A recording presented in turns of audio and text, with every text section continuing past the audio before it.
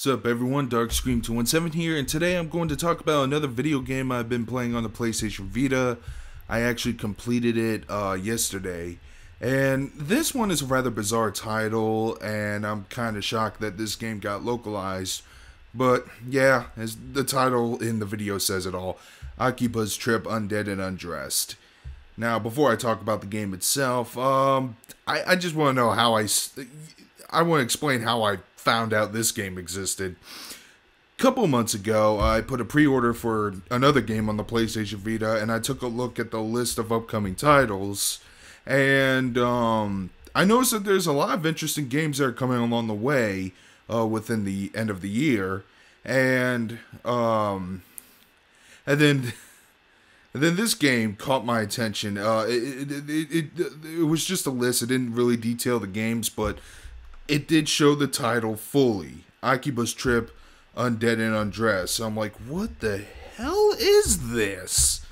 So, morbid curiosity, I researched this game online, and it turns out it's actually a sequel to a Japanese-only PSP title developed by Acquire Entertainment, the same company behind the Way of the Samurai series. I was actually interested in the Explore Akiba element parts of the game, but the other part of the game, why it's called Undead and Undressed, it's also a hack and slash or beat 'em up, where you beat up artificial vampires and strip them of their clothes so they can be exposed to sunlight and get disintegrated. That part was really weird, and I thought, and again, how did this game get localized? That sounds pretty controversial. However, I caved in when the game came out about 3 weeks ago, I think, and it was only $40. What the hell? I played it, and surprisingly, the game has a lot of flaws, but overall, I really enjoyed it. Yeah, guess I'll go into some further details, some spoilers along the way and whatnot, but here we go. And again, the version I'm going to be talking about is strictly the PlayStation Vita version. I never played the PS3 version yet, and I actually heard that they plan to make a PS4 version later this year. I don't know if that's true or not. But anyways, the story's pretty straightforward, nothing too complex, nothing too engaging either. It's just your run-of-the-mill story with multiple endings, depending on which female protagonist you hook up with at the end. But you play as an otaku who filled out a very shady job application, and because of this, he becomes a synthester, which is what the artificial vampires are called, who feed off the life force energy of people in Akihabara, and you get rescued by a mysterious purple-haired girl dressed in white named Shizuku Tokozaki, and she makes a blood contract with you, making you her familiar. And you spend most of the game fighting, investigating what the synthesizers are, along not only with Shizuku, but with the other characters in the game, the Akiba freedom fighters. And you got a decent cast. I actually kind of like this bunch of characters. You got the old man who runs the bar of the Akiba freedom fighters, Mogra. His name is Pops. You got two brothers. One of them is older, but he is not that bright, and the other one's the younger, glasses-wearing brain dude. Kaito and Yuto, I believe they're called, respectively. You also have a childhood friend character who's also really competent at fighting, named Toko. You also have later in the game. Sorry, my bad. You meet up with a pop idol who's also Shizuku's sister, Rin Tokikaze. And you also meet up with a president of a pharmaceutical company that also gets involved in all this, Shion Kasagai. Oh, by the way, I am using screen caps I captured from the PS Vita onto this game, because the PS Vita has that function. But that's not what the character looks like in the game. As you can tell, that actually is a woman. And well, I guess I'll talk about the customization in the game. It starts off pretty plain at first, but then after you beat the game once, you realize that you can unlock extra character models for your main character, and it could be characters from it could be just random NPCs, or it could be the other character models. You could get like Shion's model if you complete her route and whatnot. Well, anyways, and the character himself, he just looks like a plain protagonist you see in almost every other anime anyways, so he's really not that interesting. Nothing worth noting about the guy, except I think his English dub voice actor is Spike Spencer, the voice of Shinji Ikari, and Akito Tenkawa from Martian Successor Nadesico. But anyways, the character model you're looking at, about a week after the game's release, Xseed, the company that published and released this game, they released 2 DLC packs for free. How often does that happen? And one of the DLC packs, to my surprise, is the Genshiken DLC pack. Now, if you're a long-time subscriber of mine, you would know that I am a huge fan of Genshiken, both the anime and the manga series. And in that DLC pack, it came with like 2 articles of clothing for one of the main characters of the show. But it also comes with a character model of what you're looking at right now, Susanna Hopkins, who appears in the 2nd season of Genshiken. I would say, boy, it really is hard because in the anime they actually named it Genshiken 2. I'm referring to the actual 2nd season. It's called Genshiken 2, not Genshiken Nadame. She gets introduced somewhere around the halfway mark of that season. She's a really funny character. I like her a lot. She would just spout random anime quotes, and she's one of Ono's friends. So when I found out you can actually switch out to have her model in the game, I was actually kind of really stoked. Now they do have an advertisement for the new Genshiken season on Blu-ray. I'll show you in the but they actually have loading screens that have Japanese advertisements. I'll get into why it's there. But they had that as a DLC model. I was like, fuck, it's like they tailor-made that game for me to give me one of the characters from Genshiken to play as, and I used that model throughout the entirety of the game. So yeah, it's something worth noting. Also, I forgot to mention more about the customization. It's not just the character model you can switch out. You can obviously change the character's clothes, weapons, but you can also change the character's walking style, the character's finishing strip styles. Like when you, I have to explain this when I explain the combat. And what else can you customize? You can add an accessory to them like bat wings or an eye patch or glasses, whatever. And you can also do the same with one of the main heroines.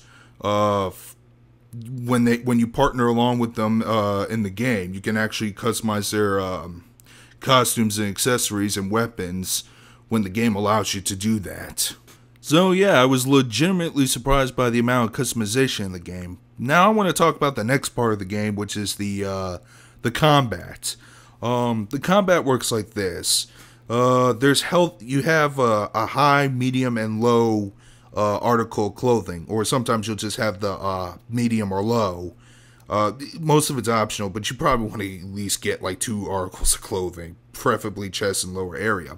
And each one actually has health points to them.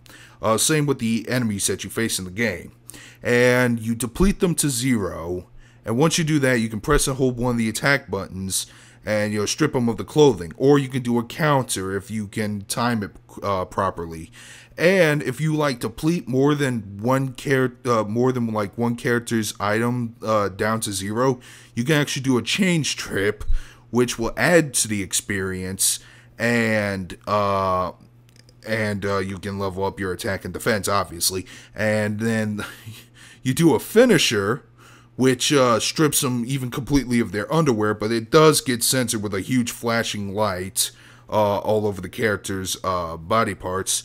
And by the way, both male and female characters, you fight. There are male and female synthesizers. So there seems to be like an attempt at equality for fan service for, both genders.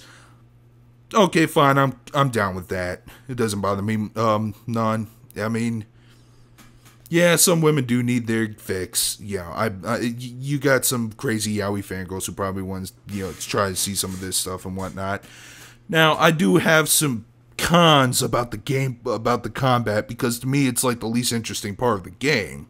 There are two things that really bug me about the combat. One is the camera angles.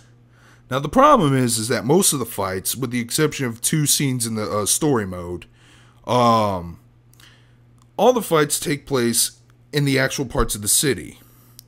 And the way the game is mapped out is that it's kind of like Dead Rising. There's actually different sections you go to, and they're broken off by loading screens and stuff. It's a low-budget game. I don't expect a full Grand Theft Auto-esque experience. And when you go to the end of an area, the camera angles will change, telling you that you're about to leave the area. Now, during combat, you can't leave the area when you when you're in combat. You can't leave the area, which is good, because that would be kind of annoying if that keeps happening. But the camera angles will still change, and there were times where I would just get thrown off, and I would even be cornered a few times, just keep getting constantly hit because of this bull crap. And another problem I have with the combat is the targeting system. You can't really choose who your opponent is. And by the way, in the story mode, you do fight huge waves of opponents. They increase in quantity as the game progresses. Even before the final boss fight with the main villain, you fight like 20 synthesizers, I think. Their health points are low, thank God, but like I said, there were a shitload of them. I know that much. Oh God, lost my train of thought. Guess that person who criticized my my Sailor Moon video was right. I do ramble too much. That's why I'm calling this video game ramblings. Anyways, where was I? Yeah, the targeting system blows. But the rest of the gameplay, it's no Sleeping Dogs, it's no Batman, hell, it's no Double Dragon Neon. It's okay with the exception of those two things. But really, the combat really wasn't the thing that got me enticed. I'll talk about the other part of the game that I was really interested in. Ah, shit, my bad. Hold on, I can't move on to the next part yet. Otherwise, people who may love this game more than I might call me out on it. But, the game does have, weapons, for combat. And there's a huge variety of them, although I think most of them are similar. I really didn't experiment with all the weapons all that much. I just stick to the melee sword-like weapons that you get in the game, like the wooden swords. And the main weapon I have that I use throughout the entire game is the Crimson Death, which I'm pretty sure is a toy lightsaber that Zenya Amo probably modified to be as strong as a baton stick. But yeah, that's one of the major villains' weapons that I got, and I decided to use that throughout the majority of my playthroughs. But besides swords, you also have you got a lot of things that you probably shouldn't be using as a weapon. Laptops, pans, Roombas, handguns, which you don't even shoot with. You just do pistol whip combos. It just anything. I think wall scrolls and posters can be used as weapons. Little police batons. Oh yeah, you gotta be careful not to fight with a random synthesizer near the police, otherwise they will get involved, and you really can't take care of them. You have to run away from them. Yeah, almost pom poms, boxing gloves, kitty paws.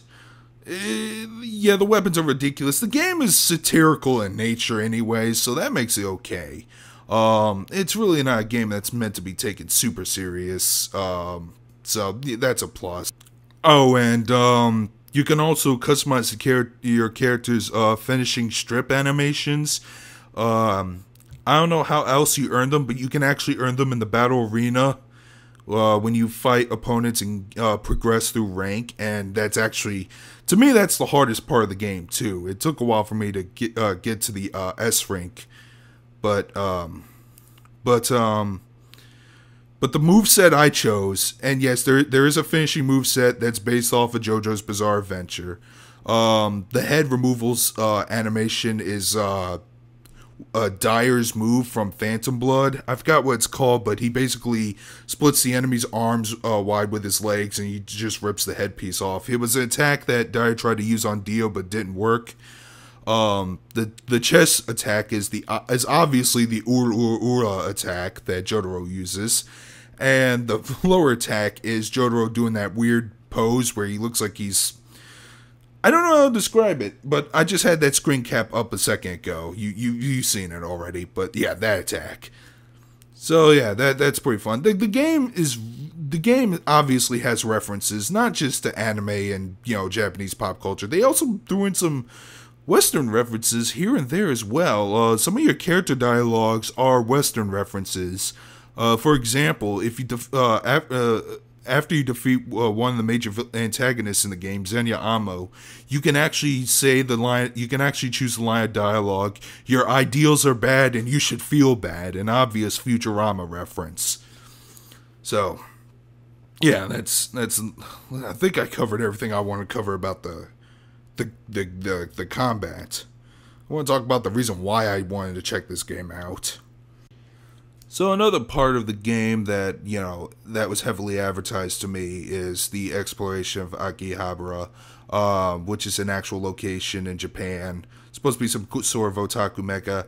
I've seen it in a whole bunch of places. There was like an episode of the Pretty Sammy OVA series that had that setting. There was Akiba Ranger, which is my favorite Super Sentai series, or second favorite, next to Gokaiger. And I've been watching this live action series that my friend from college introduced me to called Akihabara at Deep.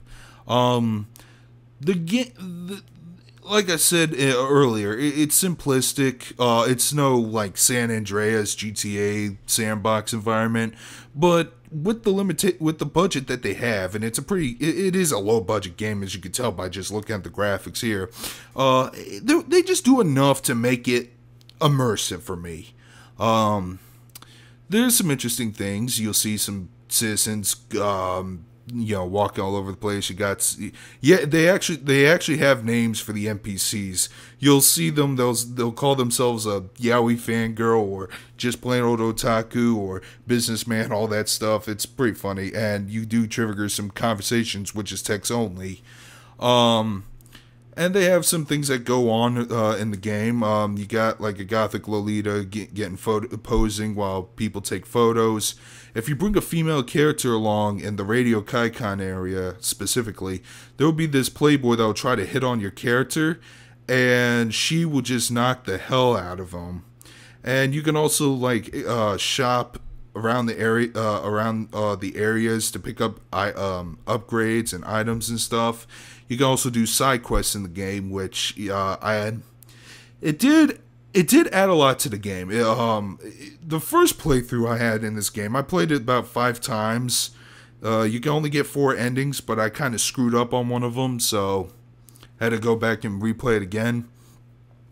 But you had the first time you play through, if you do all the side quests, which is recommended, the game does feel pretty long. I want to say it took me about 15-20 hours to beat it the first time around.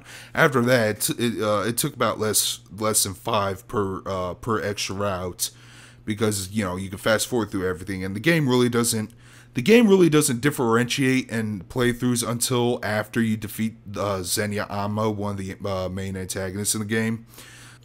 And when you do the side quests, you do get rewards like costumes, money, and nicknames. And you do get a lot of nicknames in the game. And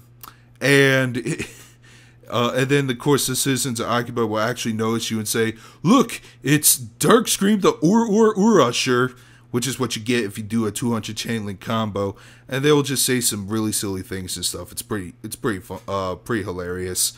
What else can I talk about? The game would actually have video advertisements of some stuff that'll play in the background. They had like an advertisement for Mind Zero, Disgaea 4.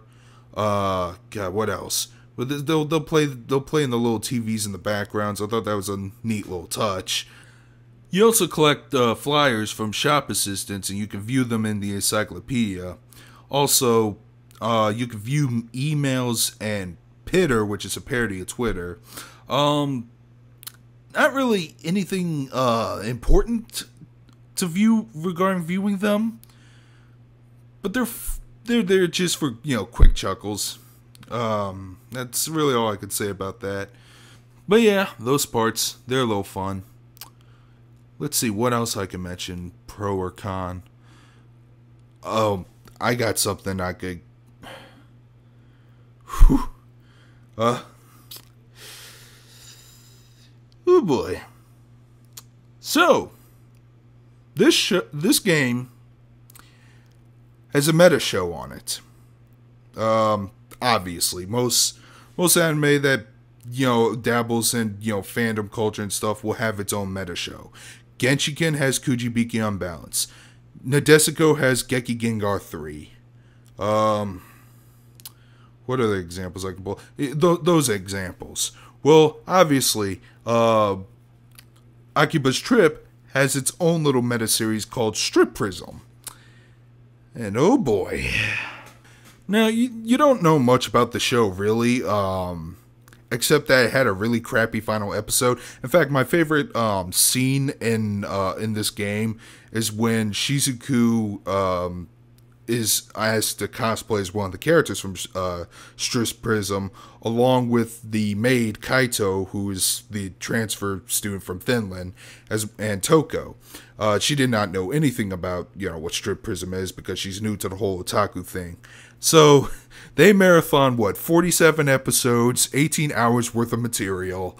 And you know, it's fun. It's like it was my favorite scene in the game. I like it at all. My problem is that the show's artwork resembles exactly like an artwork of another series that is so damn controversial. I don't want to talk any more about it. You're just going to have to research it yourself, and you'll see why. My question is, why would you, of all the character designs you could go for, why'd you borrow that? What else can I mention about the game? Well, there's a side mission called Idol Disaster. There's actually 2 versions of it. And you fight 48 idols. Very long, but very hilarious and a rewarding side mission. And Idol Disaster is kind of spelled similarly to Idol Master, and they make a whole bunch of references to that new pop idol group that's popular in Akihabara. I think it's called AKB48. They're the group that did the theme song to Sugar Rush and the Wreck-It Ralph soundtrack. What else? Oh yeah, the character choices in the game. You actually do have dialogue choices, but it's very similar to that of Personas, where they do have some branching dialogue choices, but all of it's pretty much inconsequential. But there is a third dialogue choice where you can sound like an a-hole or just say something stupid that could get a really hilarious reaction out of your group of friends. Can't remember which anyone specifically that I got a kick out of.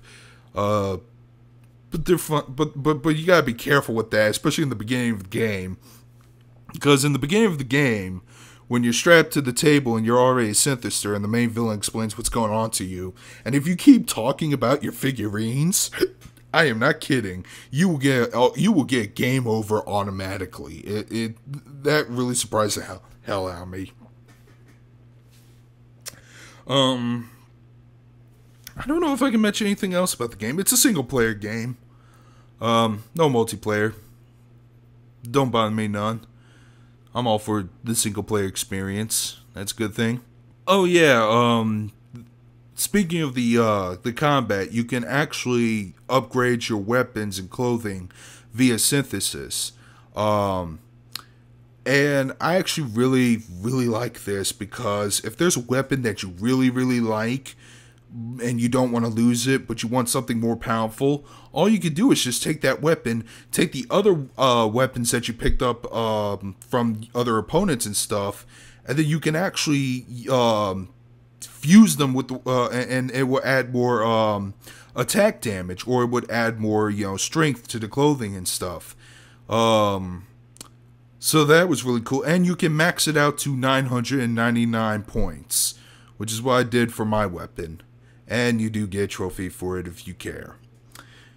So that was a feature I really liked, because it allows people to keep the stuff that they like without having to lose it because they have to find something better, but it doesn't look that appealing to them. I guess I can talk about the voice acting. The game did get dubbed into English. I think there's a Japanese language as a secondary option. I don't know. I don't care. I played the game entirely in English. This is going to be baiting some controversy because I know some people were pretty critical of the English dub. I didn't mind it, although Shizuku would most of the time often sound really, really quiety and almost stoic-like, and that really bugged me, especially in the beginning of the game. But whenever she gets into a little bit of otaku mode, I always got a kick out of that. Another thing people would complain about, and I forgot to mention this character entirely, is the main character's little sister, Nana. Yeah, her name is Nana, but no one calls her that. At least I don't think so. They always say, this is his sister. Yeah, they just keep mentioning her as the sister. And you could do side missions with the sister to, to pick up stuff for run errands, etc., etc., etc. And you do get a bonus post-credits ending if once you do all her side missions. And people really seem to hate her voice in the English dub. Admittingly, she does sound older than I thought she would sound. And I think she's voiced by Cindy Robinson, the voice actress of Makoto Nania from Blaze Blue. I could be wrong, but that's what she sounds like to me. And really, she did not bother me at all. In fact, I kind of liked her acting because she always made the character sound a little more, goofy and weird and bizarre as her character kind of acts. She's like a hikikomori shut-in. So yeah, I really enjoyed her performance. And what's really funny is that she would always give you hilarious nicknames for your as your brother. She would call you Brotaku, Brototype, Broke Down, all that stuff. But I think my favorite one has to be Brobocop. That one I got a big laugh out of. So yeah. Also, there were some voice actors I was actually surprised that were in this game. Richard Epcar voices the main villain in the game, Soga, which surprised the hell out of me. And yeah, I am a fan of Richard Epcar. I even got my Mortal Kombat and Injustice video games autographed by him. He's a really cool dude. I met him at a convention a couple times. So, I think that's all I could say about the game. Overall, I think it's average. I really enjoyed this game, but if I were to give it on a grading scale, I would say C+, B-, because that's how I used to grade video games back when I reviewed anime like that, as well as video games. $40 isn't really that bad for a budgeted title, or at least for me it's not. It's for PlayStation Vita, PlayStation 3. I forgot to mention another con. There are some load time issues with the game. Not when you transition between stages. They actually load up pretty quick. It's for some reason NPCs take a while to load up, especially ones that you need to continue on with the quest. That was a little that really bugged me at times. And sometimes they would put a weird placeholder, like if they're far in the background, they would have a weird placeholder that looks like the signs for the men and women's restroom stalls. And then once you move up closer, they'll be fully loaded. But yeah, there are some load time issues whenever the character models appear. And sometimes I'll have to like walk up and down in order to make sure they show up. Nothing too game breaking, but it is a little annoying. But yeah, like I said, the game itself, it's okay, but I really, really liked it. Something about the game, something about the setting kept me immersed. And it kept me wanting to play through and complete all the other routes, which is something I hardly do with games nowadays. If I were to recommend this, I would recommend it to anime fans who may have a PlayStation Vita or a PlayStation 3. I don't know how it runs on the PS3. Hopefully it runs a little better. And, doesn't have the load issues with the NPC models that it did with the PS Vita version of my game. That was something else I forgot to mention. The load times in between areas don't bother me. They're actually fairly quick. It's the load times with the NPC models. For some reason, they take forever to appear, especially ones that you need for a quest. It'll take maybe 10, 20 seconds, and that's actually a little annoying when you actually see how it happens. But yeah, I would recommend this to anime fans who want to try something a little bizarre and something a little more niche. It's only $40. I mean, it's not that bad of a deal, and or hell, it'll probably drop in price real soon, and that still wouldn't be a bad deal. But I think that's everything I got to say about the game. Yeah, I'm just gonna try to end it here. I do not want this to go past 30 minutes. And it already is past 30 minutes, I'm sorry. So, have you guys played the game? What are your thoughts about it? Leave a comment if you wish. And with that, Darkscream217 signing out. Now, if you'll excuse me, I have to return to the Academy of Despair. Take care, everybody.